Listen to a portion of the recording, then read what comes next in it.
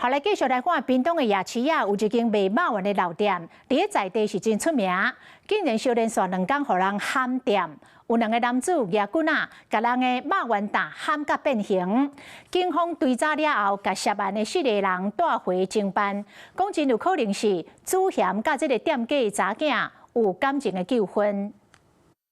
2个查甫人举棍啊，歹穿穿锁定屏东夜市啊，这间在地出名的肉丸老店，到位就砍。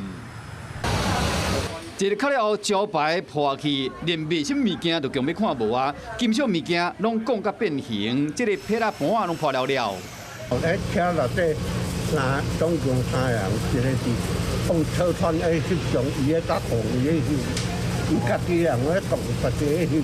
代志发生伫2八透早5点，当时有2个查甫人坐车到现场，卡了后坐车离开。店头家第一时间无去报案，暂时返店，因又过来看。我那时候2点的时候，我在开，那砰砰砰的嘞。我小时候他们2间就都在。 被开这间店伫在地真有名，嘛袂少乡亲自细汉是食甲大汉，出面隔壁拢真好奇，讲到底发生什么代志？经过了解，敢若是现场的主嫌甲店头家查某囝有感情的纠纷。警方获报后立即组成专案小组，迅速掌握犯嫌行踪，并将4人带案侦办，全案依妨碍秩序及毁损罪嫌，函请地方检察署侦办。 虽然嫌犯已经被抓到，不过出名的老店被卡了后，店面差不多拢害了去啊。毋若修理需要时间，这心理上恐惊的嘛会有阴影。